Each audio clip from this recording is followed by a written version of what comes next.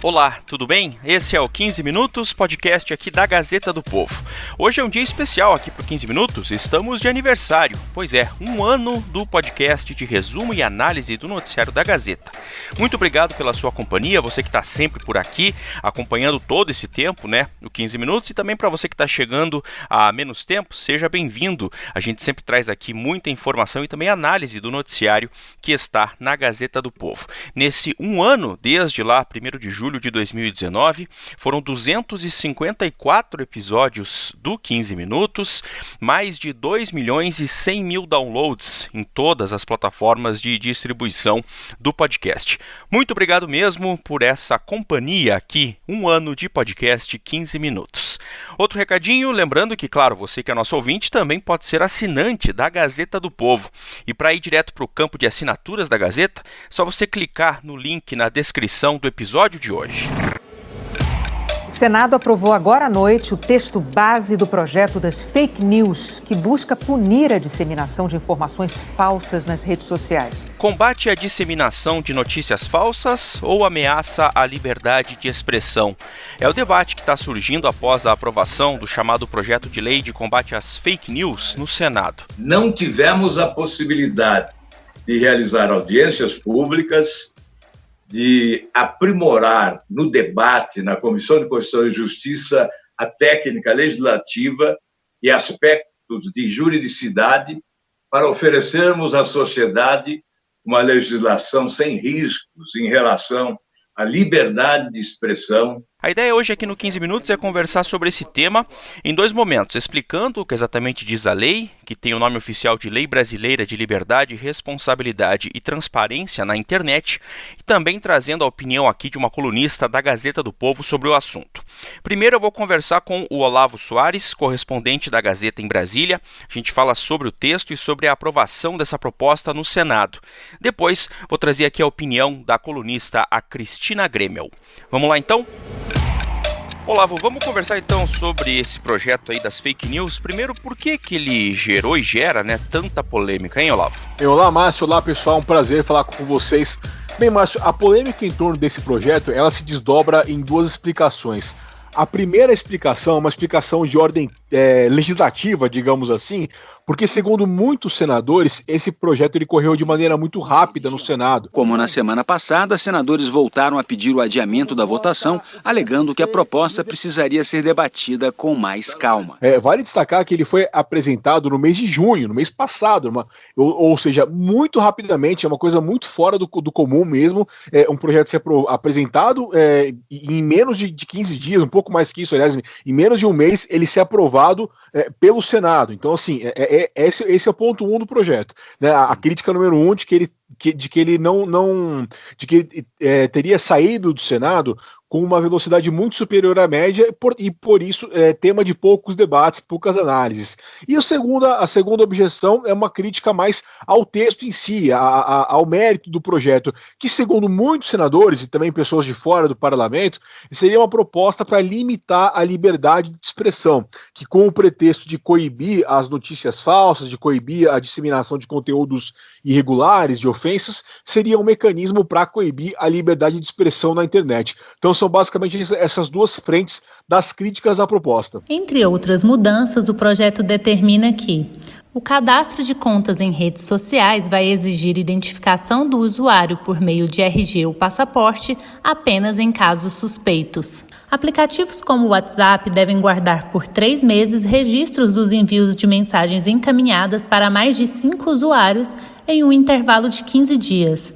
Eles também devem limitar o número de encaminhamentos a usuários e a quantidade máxima de membros por grupo. Quais são, então, os principais pontos aprovados nesse projeto e que levantam esse tipo de debate, hein, Olavo? Mas é importante falar disso porque, assim, o projeto ele leva o nome de projeto das fake news e muito se fala das notícias falsas e tal, mas eu vou arriscar que não das fake news e sim, digamos que da distribuição de informações, porque mais do que se focar nas notícias falsas, falsas. O projeto ele aborda mais a disseminação de conteúdo, ele aborda mais não a informação em si, e sim a distribuição da informação, né? Então, o que ele fala, por exemplo? Ele fala que as plataformas, elas têm que focar muito, quando eu falo em plataforma, eu estou falando, por exemplo, do Facebook, do Twitter, do Instagram, do WhatsApp, do Telegram, enfim, que elas têm que coibir muito as contas, as chamadas contas robô, que são aquelas contas que distribuem conteúdo a rodo, né, que fazem mensagem de maneira veloz, de maneira automática, que vão postando dezenas, centenas de vezes por minuto, enfim, esse tipo de coisa. Digamos que as contas robô, elas estão no cerne do projeto. O principal ataque do projeto está em cima dessas contas robô. Então, assim, a lei manda que as plataformas excluam as contas falsas, a lei manda que os aplicativos de mensagem, aí focado principalmente no Telegram e, claro, no WhatsApp, que é a grande rede utilizada no Brasil, que ela limite o número de usuários por grupo, embora ela não fale o número, mas ela fale que os aplicativos eles tenham que criar mecanismos de limitação de usuários por grupo, criar maneiras para que nenhum usuário, nenhuma pessoa possa adicionar outra pessoa no grupo automaticamente, para que mensagens tenham limite de envio, embora, repetindo, não haja uma delimitação. A lei não fala assim, olha, só pode enviar mensagem para 10 pessoas. Não, a lei não é tão específica assim, mas a lei ela coloca essa espécie de carta de intenções, né?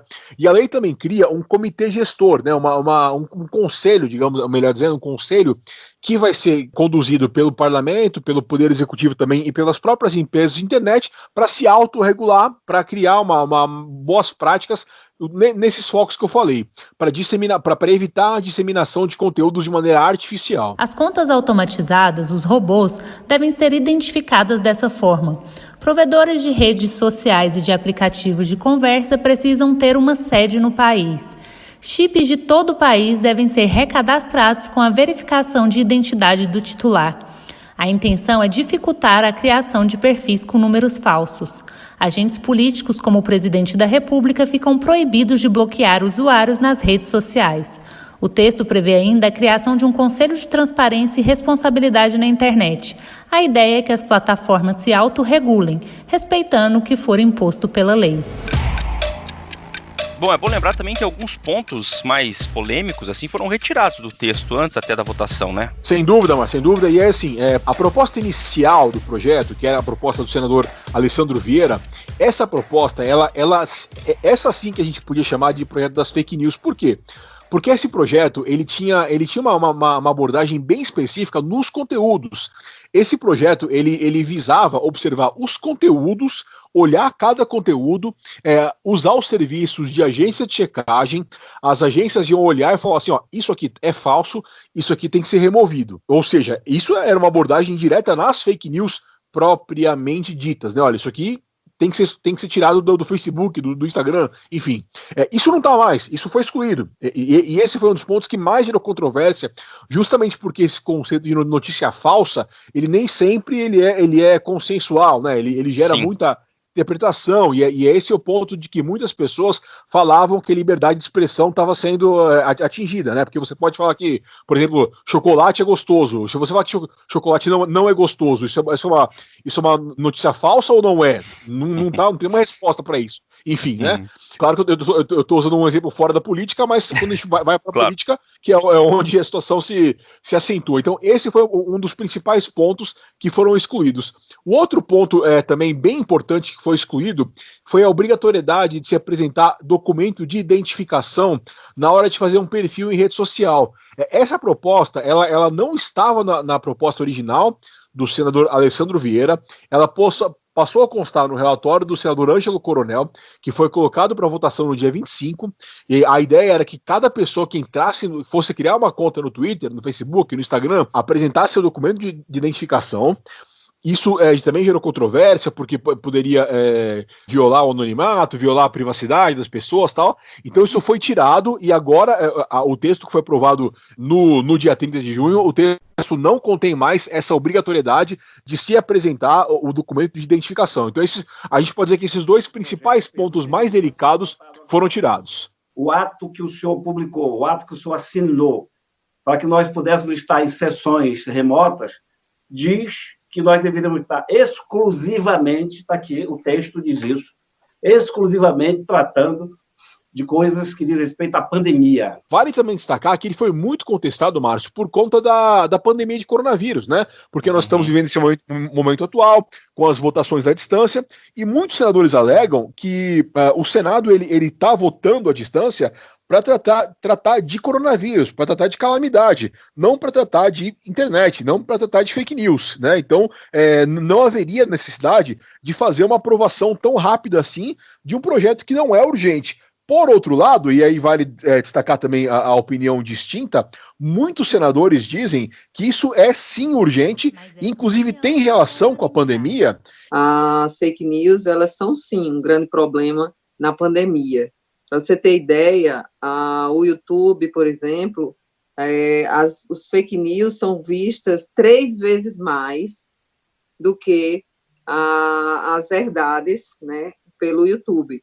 As notícias verdadeiras sobre Covid são vistas 3 vezes menos do que as fake news. Então foi todo esse debate que ficou instalado. Bom, Olavo, agora o que falta para virar lei exatamente? Porque passou no Senado, né? Inclusive, nessa quarta-feira, o presidente Bolsonaro comentou o assunto.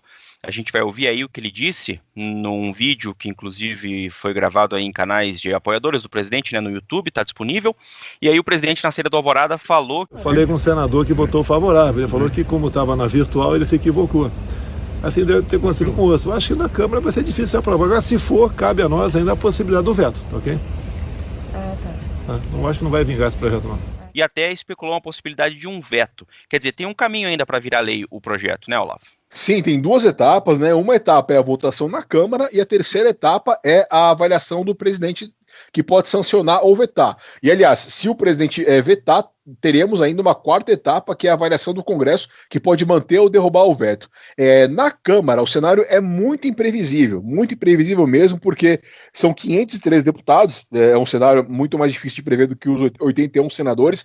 Vale destacar, Márcio, uma coisa interessante que nós ainda não abordamos, que é bem importante a gente falar, que é o seguinte: ao longo dos últimos dias, a imensa maioria dos senadores que falou sobre o projeto falou para criticar, falou para ser contrário. Para as reportagens que eu produzi sobre o assunto, eu vasculhei, eu entrei literalmente no perfil de todos os 81 senadores por mais de uma vez nas últimas semanas, e assim, era praticamente impossível achar um senador que dizia: eu vou votar sim no projeto. Era praticamente impossível.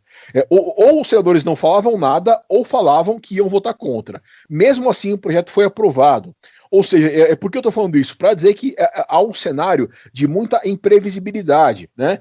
Então, assim, quando a gente joga para a Câmara, que são 513 deputados, o cenário, essa imprevisibilidade, ela se aumenta muito, né? Portanto, a gente não seria muito precipitado arriscar um palpite se vai ser aprovado na Câmara ou não. E esse cenário da Câmara pode levar a uma opinião diferente do presidente Bolsonaro, que ele realmente falou que ele tenderia a vetar o projeto, mas eu reitero, essa opinião está sendo muito pautada no desenho original do projeto. Ele foi tão modificado, e ele tende a ser ainda mais modificado na Câmara, que o cenário ele pode ser muito diferente, e a gente pode ter os bolsonaristas aprovando, porque vai ser um texto muito distinto. Vamos ver e acompanhar, então. Olavo Soares, obrigado por participar mais uma vez aqui do 15 Minutos. Até a próxima. Prazer falar com vocês, até a próxima. Deixa eu trazer mais um componente aqui nesse episódio do podcast 15 Minutos, mais uma visão sobre essa proposta, o chamado projeto de lei das fake news. Vamos ouvir então a Cristina Gremel, colunista da Gazeta do Povo, ela que inclusive escreveu sobre isso na Gazeta e tem lá postado, inclusive, também a lista dos senadores, quem votou contra e quem votou a favor do projeto, para você conferir. Cristina Gremel. Oi, Márcio. Algumas considerações que eu acho importante a gente fazer a respeito desse PL 2630 que foi aprovado, que eles chamam de Lei Brasileira de Liberdade, Responsabilidade e Transparência na Internet, e a população apelidou de Lei da Censura, apelido com o qual eu concordo. Acho que está mais para censura do que para qualquer outra coisa. Começar pelo nome da lei, né? Lei Brasileira de Liberdade. Liberdade já está previsto na Constituição, a liberdade de expressão, de imprensa, então não precisa de uma nova lei, até porque a Constituição é a lei máxima, nenhuma outra lei se sobrepõe à Constituição. Lei de responsabilidade. Responsabilidade é uma questão de bom senso, de educação. Não é uma lei que vai fazer as pessoas serem responsáveis ou não. E lei de transparência, isso já existe e nem mesmo os órgãos públicos, aliás, nem mesmo os políticos conseguem ser transparentes. Como é que eles querem exigir da população uma coisa que eles não conseguem fazer eles próprios? Eu acho tudo muito obscuro, concordo com os senadores que foram contra esse projeto, alegando que, no mínimo, ele precisa ser mais discutido. Não é o tipo de discussão para ser feita às pressas, muito menos durante uma pandemia, em que, vamos lembrar, as sessões virtuais foram criadas para que se fossem feitas as votações no período de isolamento social, mas as votações urgentes, necessárias à continuidade do país nesse período em que as pessoas estão com tantas limitações, e não para esse tipo de discussão feita às pressas aí. E aí a questão do que está por trás disso, né?